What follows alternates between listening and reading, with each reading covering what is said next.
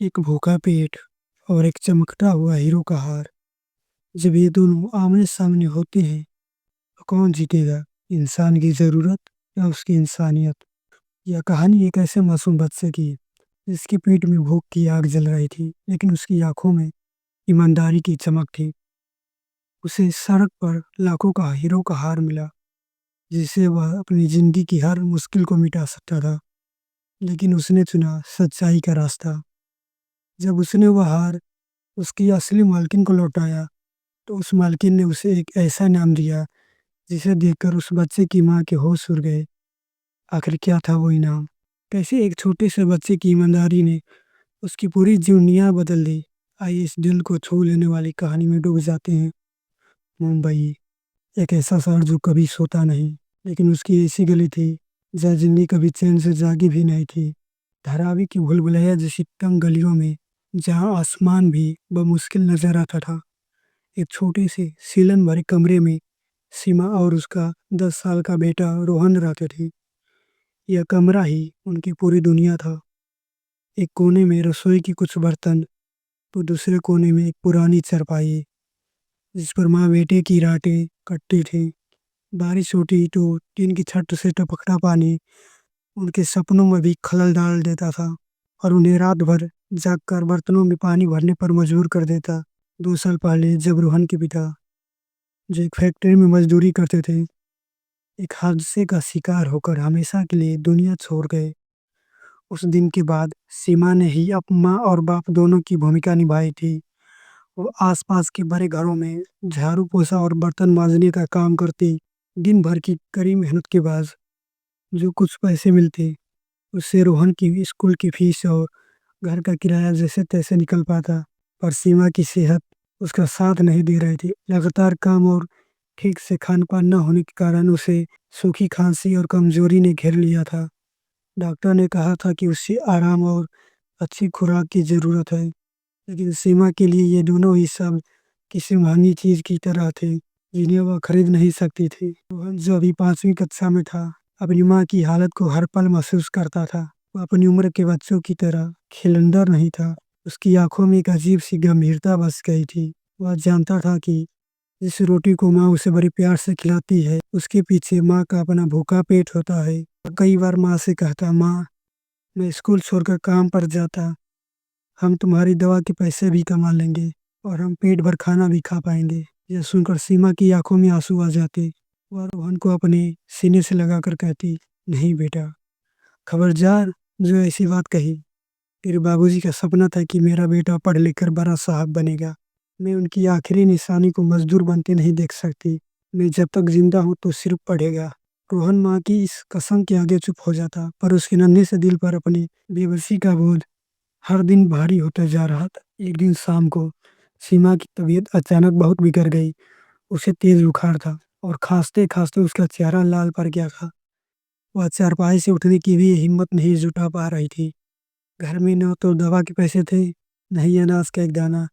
रोहन का पेट सुबह से ही भूख के मारे ऐंठ रहा था, और माँ की हालत देखकर वह अपना दर्द भूल गया था। उसने गीले कपड़े की पट्टियाँ माँ के माथे पर रखी और बोला, माँ तुम चिंता मत करो, मैं अभी डॉक्टर को बुला कर लाता हूँ और कुछ खाने के लिए भी लेकर आता हूँ। यह कहकर वह खाली जेब और भारी मन से घर से बाहर निकल पड़ा। उसे नहीं पता था कि वह कहाँ जा रहा है, किससे मदद मांगेगा। वह बस चलता जा रहा था, अपनी चाल की तंग गलियों से निकलकर शहर की चौड़ी और रोशन सड़कों पर। चलते चलते वह शहर के सबसे पॉश इलाके जुहू में आ पहुंचा। यहाँ की दुनिया उसकी दुनिया से बिल्कुल अलग थी। आलीशान बंगले, महंगी गाड़ियाँ और हवा में भी जैसे अमीरों की खुशबू घुली हुई थी। यही शहर का सबसे बड़ा 5 स्टार होटल ग्रैंड पैलेस था। आज होटल के बाहर जरूरत से ज्यादा चहल पहल थी। शायद किसी बहुत बड़े आदमी की शादी या कोई पार्टी थी। रोहन एक कोने में एक बड़े पेड़ के पीछे छिपकर खड़ा हो गया। वो अपनी फटी हुई नीली कमीज और नंगे पैरों को लोगों की नज़रों से बचाना चाहता था। उसकी भूखी नजरें होटल की गेट पर टिकी थी, जहाँ से वेटर खाने की बड़ी बड़ी ट्रे लेकर अंदर बाहर आ जा रहे थे। उन ट्रे में रखे पकवानों की महक रोहन के पेट की आग को और भड़का रही थी। काश इस विश्व में से बस एक टुकड़ा ही मुझे मिल जाए, वह मन ही मन सोच रहा था।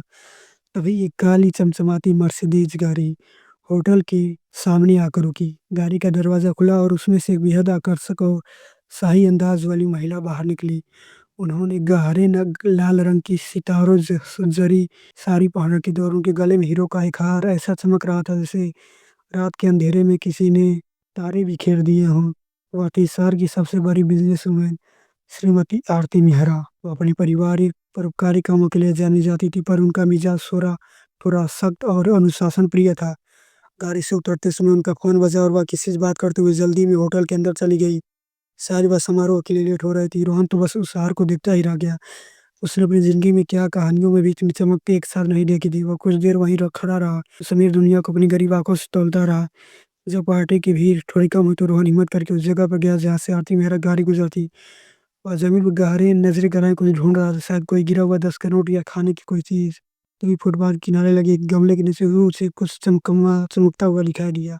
उसने पास जाकर उसे उठाया। जैसे ही वह चीज़ उसके हथेली पर आई, उसके पूरे शरीर में जैसे बिजली दौड़ गई। उसके हाथ काँपने लगे और दिल ज़ोर-ज़ोर से धड़कने लगा। वह वही हीरो का हाथ था। शायद गाड़ी से उतरते समय जल्दबाज़ी में उस महिला के गले से ये गिर गया था और किसी ने ध्यान नहीं दिया था।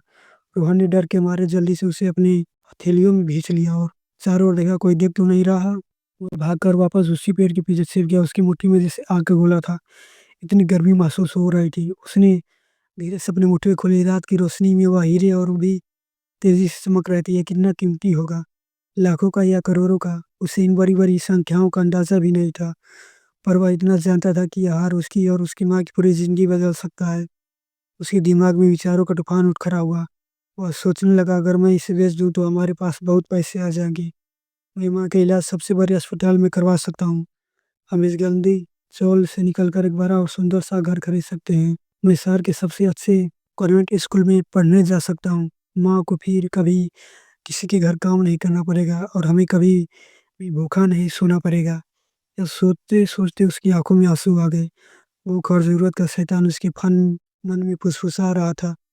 रख ले इसे रोहन, यह भगवान ने तेरी मदद के लिए ही भेजा है। उस अमीर औरत के पास तो ऐसे बहुत से हार होंगे जो उसे एक के खोने जाने से क्या फ़र्क पड़ेगा। और करा हुआ उसने फैसला कर लिया था कि वह इस हार को लेकर घर जाएगा। वह भागने ही वाला था कि अचानक उसके कानों में उसकी माँ की आवाज़ गूंजी। वो आवाज़, वो हरा सुंदर हर मुश्किल में याद कर, बेटा याद रखना, गरीबी इंसान को तोड़ सकती है पर झुका नहीं सकती। हमारी सबसे बड़ी दौलत हमारी ईमानदारी है। जिस दिन तूने अपनी ईमानदारी खो दी, उस दिन तूने मुझे खो दिया। जिस दिन तूने किसी की बेईमानी का एक दाना भी खाया, समझ लेना वह मेरे खून के बराबर है। रोहन वहीं रुक गया, उसके कदम जैसे ज़मीन में धँस गए हों। काफ़ी देर तक रोने के बाद उसका मन थोड़ा हल्का हुआ। उसने अपनी आँखों को आँसू पोंछे। उसकी आँखों में अब एक नया निश्चय था। नहीं, मैं अपनी माँ को धोखा नहीं दे सकता। मैं अपने बाबूजी के सपने को नहीं तोड़ सकता। यह हार मेरा नहीं है और मुझे इसे लौटाना ही होगा। पर कैसे? वह उस औरत का नाम तक नहीं जानता था। वह बस इतना जानता था कि वह इस होटल के अंदर है। उसने हिम्मत जुटाई और एक बार फिर होटल के गेट की तरफ बढ़ा। एक बार फिर वही गाड़ी खड़ा था। उसने रोहन को देखते ही डरा-डरा, "अरे! तू फिर आ गया, मैंने कहा था ना भाग यहाँ।" रोहन ने हाथ जोड़ लिया, "अंकल जी मुझे प्लीज़ मुझे अंदर जाने दीजिए। मेरी एक बहुत कीमती चीज़ उस लाल साड़ी वाली मैडम के पास है। मुझे उन्हें कुछ लौटाना है।" गार्ड उसके पास में खड़ा, "तेरी कीमती चीज़ और उस मैडम के पास, लगता है आज मार खाकर ही चला जाएगा। चल निकल यहाँ से।" रोहन की सारी उम्मीदें टूट गई। वह उदास होकर गेट के पास ही एक बेंच पर बैठ गया। वह इंतज़ार करने लगा। उसने सोचा, जब पार्टी खत्म होगी और वह मैडम बाहर आएगी, तब मैं उन्हें ये हार दे दूँगा। 1 घंटा, 2 घंटा, रात के 11 बज गए। ठंड बढ़ने लगी थी। रोहन को माँ की चिंता हो रही थी। वो अकेली होगी, भूखी होगी और मेरी राह देख रही होगी। भूख और ठंड से उसका शरीर अकड़ने लगा था। तभी पार्टी खत्म हुई और मेहमान बाहर आने लगे। रोहन की आँखें उस भीड़ में बस आरती मेहरा को ढूँढ रही थी। आखिरकार वो अधिकारी, वो फ़ोन पर किसी से बात कर रही थी और बेहद परेशान लग रही थी। नहीं, कहीं नहीं मिल रहा, मैंने सब जगह देख लिया और मेरे पति की आखिरी निशानी थी, मैं क्या करूँगी अब? उनकी आवाज़ में गहरा दर्द और बेबसी थी। रोहन समझ गया, वो हिम्मत करके भीड़ को चींटा उनकी तरफ भागा। "मैडम, मैडम जी, 1 मिनट रुकिए।" आरती मेहरा ने परेशान होकर कंप्यूटर दिखाया। गंदा सूट-हाल लड़का ने पुकारा, "क्या है?" उन्होंने गुस्से से पूछा। शायद उसे कोई भिखारी समझ रहे थे। रोहन ने अपनी काँपती मुट्ठी खोली। "मैडम, क्या यह हार आपका है?" उसकी नन्ही सी हथेली पे चमकते हुए हार को देखकर आरती मेहरा की साँसें जैसे रुक गईं। उनका मुँह आश्चर्य से खुला रह गया। उनकी आँखों में अविश्वास और फिर बेइंतहा खुशी के भाव था। "यह तुम्हें कहाँ से मिला?" उन्होंने काँपते हुए हार को अपने हाथ में लिया और उसे अपनी आँखों से लगा लिया। रोहन ने सारी बात सच-सच बता दी। ऐसे उसे यह सड़क के किनारे मिला था। आरती मेहरा को यकीन ही नहीं हो रहा था। उन्होंने रोहन को ऊपर से नीचे तक देखा। एक 10 साल का बच्चा जिसके तन पर ढंग के कपड़े नहीं थे, पैरों में चप्पल नहीं थी और जिसके चेहरे पर भूख साफ झलक रही थी। वह उन्हें लाखों का हार लौटा रहा था। उन्होंने अपने पर्स से नोटों की एक मोटी गड्डी निकाली। बेटा, मुझे नहीं पता मैं तुम्हारा शुक्रिया कैसे अदा करूँ। यह लो, यह तुम्हारा इनाम है। इसे अपनी ज़िंदगी बदल लेना। रोहन ने दोनों हाथ पीछे कर लिए। नहीं मैडम, मुझे पैसे नहीं चाहिए। मेरी माँ ने सिखाया कि ईमानदारी का कोई मोल नहीं होता। मैंने तो बस अपना फर्ज निभाया है। आरती मेहरा के लिए दूसरा झटका था। इस छोटी सी उम्र में इतनी बड़ी और गहरी सोच। उन्होंने अपनी ज़िंदगी में बड़े-बड़े अमीर और पढ़े लोग लिखे लोग देखे, पर इतनी शुद्ध और सच्ची आत्मा आज पहली बार देखी थी। उन्होंने पैसे वापस पर्स पर रख दिए। बेटा, तुम्हारा नाम क्या है और तुम रहते कहाँ हो? तुम्हारी माँ क्या करती है? जब रोहन ने अपनी गरीबी और अपनी माँ की बीमारी के बारे में बताया तो आरती मेहरा का दिल भर आया। आज ही इस बच्चे ने अपनी ज़िंदगी का सबसे बड़ा सबक सिखाया था। उन्होंने फैसला कर लिया कि वह इस नन्हे फरिश्तों को ज़िंदगी की सवार कर रहेंगी। चलो रोहन, मैं तुम्हें तुम्हारे घर छोड़ देती हूँ और तुम्हारी माँ से भी मिलना चाहूँगी। मैं उस महान माँ को देखना चाहती हूँ जिसने तुम्हें जैसे हीरो को जन्म दिया है। रोहन की शानदार गाड़ी जब धारावी की उन तंग गलियों में पहुंची तो ऐसे कोई तमाशा शुरू होगा। लोग अपनी अपनी झोपड़ियों से निकलकर उस अजूबे को देखने लगे। कार रोहन के घर के सामने रुकी। सीमा अपनी दरवाजे की चौखट पर बैठी रोहन की राह देख रही थी। जब उसने रोहन रोहन को एक अमीर औरत के साथ कार से उतरते देखा तो उसका दिल घबरा गया। रोहन दौड़कर माँ से लिपट गया। माँ, चिंता मत करो, मैं आ गया। आरती मेहरा कार से उतरी। उन्होंने जब सीमा की हालत और उस टूटे-फूटे घर को देखा, तो उनकी आँखें नम हो गईं। वह सीमा के पास गई और उसके आगे हाथ जोड़ दी। नमस्ते बहन जी, आपकी बेटी ने आज मुझ पर जो उपकार किया, मैं उसे कभी नहीं भुला चुका सकती। उन्होंने सीमा को पूरी कहानी सुनाई। सीमा की आँखों से आँसू आने लगे, पर यह गर्व के आँसू से। उसने रोहन को कसकर अपने सीने से लगा लिया। मेरा बेटा, मेरा हीरा, मुझे तुझ पर नाज है। आरती मेहरा ने सीमा का हाथ अपने हाथ थाम लिया। बहन जी, आज से आप मेरी ज़िम्मेदारी हैं। अब आप कोई काम नहीं करेंगी। आप और रोहन मेरे साथ मेरे घर चलेंगे। रोहन की पढ़ाई शहर के सबसे अच्छे स्कूल में होगी और आप इलाज देश के सबसे अच्छे डॉक्टर करेंगे। सीमा को लगा जैसे वह कोई सपना देख रही हो। उसके होश जैसे उड़ गए थे। वह हक्की-बक्की सी कभी आरती में हड़क दुखती, तभी अपने बेटे को, यह यह आप क्या कह रही हैं मैडम? यह कैसे हो सकता है? हम गरीब लोग। आरती मेहरा ने उसे बीच में ही रोक दिया। नहीं बहन जी, अमीर या गरीब, इंसान अपनी सोच और अपने कर्मों से होता है, पैसों से नहीं। आपके बेटे ने आज मुझे सिखाया है कि असली दौलत क्या होती है और वह दौलत आपके पास है। अब मुझे बस अपनी ज़िम्मेदारी निभाने दीजिए। उस रात मोहन और सीमा ने अपनी पुरानी ज़िंदगी को हमेशा के लिए अलविदा कह दिया। आरती मेहरा ने उन्हें सिर्फ एक नया घर ही नहीं बल्कि एक नया जीवन, सम्मान और अपनापन भी दिया। रोहन अब बड़े स्कूल में पढ़ने लगा और सीमा का इलाज भी शुरू हो गया। आरती मेहरा के लिए रोहन अब सिर्फ एक लड़का नहीं बल्कि उनका अपना बेटा बन गया था और सीमा उनकी बड़ी बहन। यह सब मुमकिन हुआ सिर्फ एक भूखे बच्चे की अटूट ईमानदारी की वजह से। दोस्तों, रोहन की यह कहानी हमें सिखाती है कि हालात कितने भी मुश्किल क्यों ना हो, हमें अपनी अच्छाई और ईमानदारी का दामन कभी नहीं छोड़ना चाहिए, क्योंकि नेकी एक ऐसी रोशनी है जो देर सवेर हमारी ज़िंदगी के हर अंधेरे को मिटा ही देती है।